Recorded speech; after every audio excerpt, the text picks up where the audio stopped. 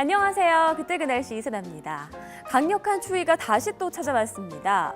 특히 내일은 이번 겨울 들어서 가장 추울 것으로 예상되고 있는데요. 연말연시 모임이 많은 이맘때 변덕스러운 날씨 변화에 건강 잃지 않도록 각별히 유의하시기 바랍니다. 자, 오늘 그때 그 날씨는요. 1994년으로 한번 떠나보겠습니다. 그날의 날씨부터 확인해 볼게요. 새밑 인심도 날씨만큼만이라는 제목으로 비교적 포근한 날씨를 보였던 이날 날씨를 비춰서 이웃의 따뜻한 정을 나누자라는 소식을 전하고 있습니다. 이날 개황을 보니까요. 전국 대체로 구름만 조금 꼈던 걸로 나와 있는데요. 그럼 기온을 한번 자세히 볼까요?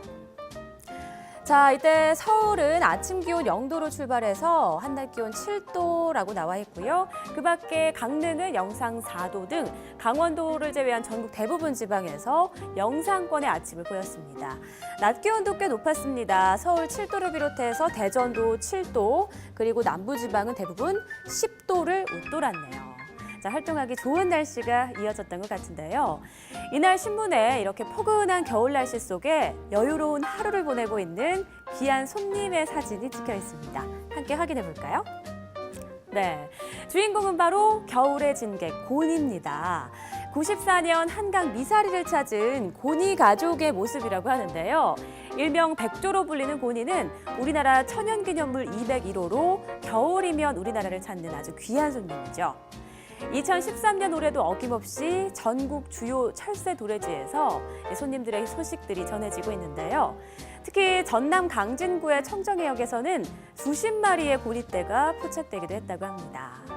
우리나라를 찾은 고니는 겨울을 보내고 내년 4월 정도 시베리아 등으로 되돌아간다고 하는데요. 20년이 지난 지금도 여전히 반가운 손님을 맞이할 수 있게 된 것처럼 앞으로도 오랫동안 이 귀한 손님들의 모습을 계속 볼 수 있었으면 좋겠네요. 자, 그럼 다음 지면으로 넘어가 볼게요.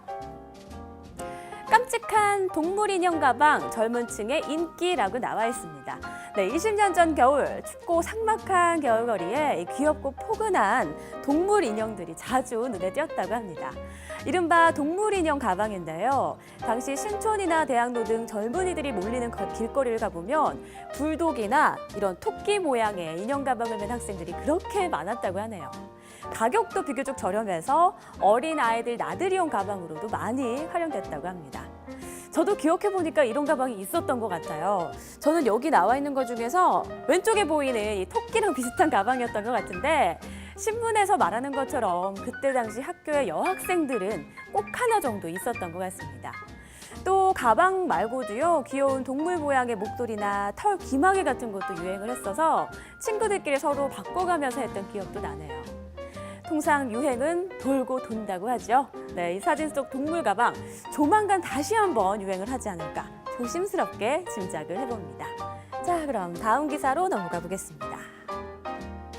한 해가 저물어 갑니다. 마주할 수 없는 이와 따뜻한 정을 나누세요.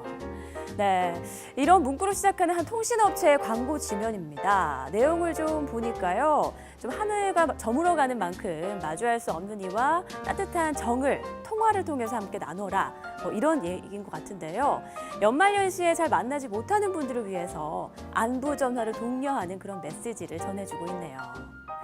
한 해가 마무리되고 있는 지금 바쁜 일상 때문에 찾아뵙지 못하는 미안함과 서운함이 드는 분들이 많죠. 특히 이런저런 이유로 고향을 떠나온 분들은 자주 연락을 드리지 못하는 부모님께 특히 마음이 쓰이기 마련입니다. 고마운 분들 일일이 찾아뵈면서 인사드리면 더 좋겠지만 혹시 그럴 만한 여력이 안 되신다면 따뜻한 마음 담은 전화 한 통이라도 해보면 아주 좋아들 하실 겁니다. 지금까지 그때 그 날씨의 이선아였습니다.